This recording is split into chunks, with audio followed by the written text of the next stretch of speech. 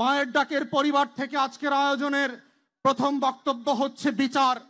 যেই বিচারের দাবিতে আমরা গত 10-12 বছর ধরে টানা রাস্তায় রাস্তায় ক্যাম্পেইন করছি, মিছিল করছি, সমাবেশ করছি, বিভিন্ন জায়গায় সরকারের পেটোয়া বাহিনীর সাথে মুখোমুখি হয়েছি।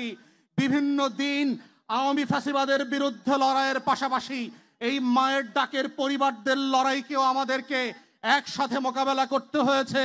সেই মায়ের ডাকের পরিবারদের জন্য আমরা এই সরকার আসার পরে প্রথম দিন থেকে দাবি করেছিলাম গণ তদন্ত কমিশন করেন।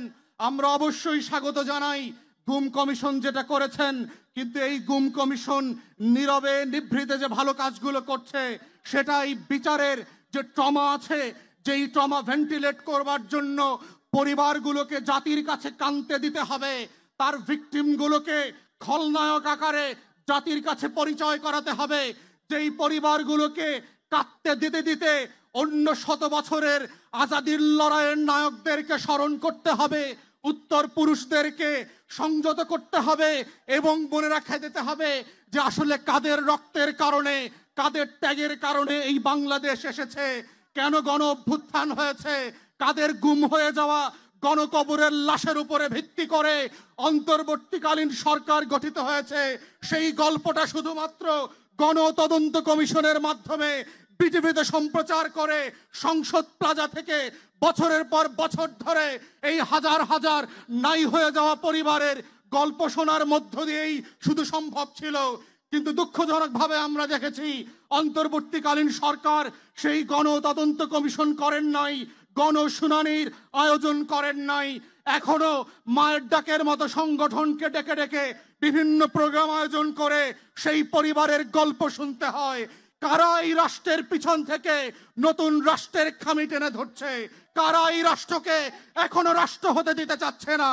ওরা কারা যারা বাংলাদেশের আজাদিকে এখনো গোলামির জিঞ্জিরে ফিরিয়ে এনেছে যে যায়? এই রাষ্ট্রের ভিতরের রাষ্ট্রকে যদি আমরা ধ্বংস করে দিতে না পারি তাহলে এই আজাদি যেমন টিকবে না, মায়ের ডাকের কান্নাও থাকবে না।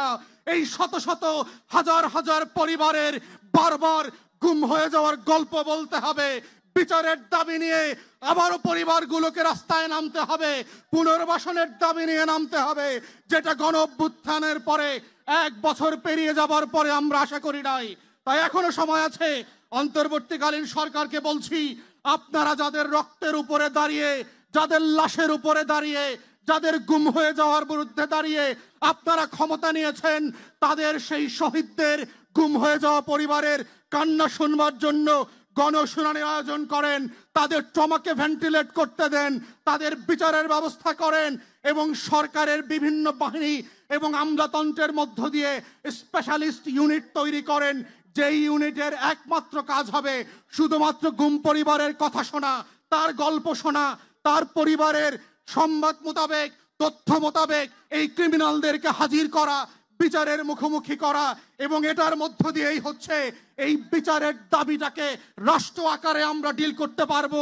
যদি এটা না করেন, এই কষ্টকে ভেন্টিলেট করবার সুযোগ না দেন, মনে রাখবেন এই বদদোয়ার অভিশাপের মধ্য দিয়ে নতুন নতুন গণ অভ্যুত্থান হবে, আপনাদের বিরুদ্ধেও লড়াই হবে, সংগ্রাম হবে। এটাই আজাদির চরিত্র এবং এই বাংলার মানুষ বারবার প্রমাণ করেছে বিচারের দাবিতে, আজাদির লড়াইতে এই দাবি থেকে তারা পিছপা হবে না। এবং সর্বশেষ বলতে চাই, এখানে মান্যবর বিএনপির মহাসচিব আছেন, আপনাদের কাছ থেকে আমরা পরিষ্কার ম্যানিফেস্টো জানতে চাই। ক্ষমতায় আসলে মায়ের ডাকের পরিবারের জন্য, গুম হয়ে যাওয়া পরিবারের জন্য, তাদের বিচারের জন্য, তাদের ইনসাফের জন্য, তারা যে আজাদির জন্য জীবন দিয়েছে, আপনারা কি করবেন? শুধু বক্তব্য দিবেন, শুধুমাত্র ভোট চাইবেন, না আপনারা বিচারের রূপরেখা দেবেন? কিভাবে এই ভেন্টিলেশন করতে দেবেন? এই ন্যাশনাল ট্রমাকে আপনারা কিভাবে অ্যাড্রেস করবেন? দুনিয়ার বিভিন্ন দেশে যেখানে গণহত্যা হয়েছে, লড়াই হয়েছে, তাদের অভিজ্ঞতাগুলোকে কাজে লাগিয়ে এক্সপার্টদের সাথে বসেন এবং এখনই অবিলম্বে আমরা দাবি করছি মায়ের ডাকের পরিবারের পক্ষ থেকে বিচারের রোডম্যাপ ঘোষণা করেন, যেন ক্ষমতায় আসার পরে পরের দিন থেকে আপনারা কাজ শুরু করতে পারেন।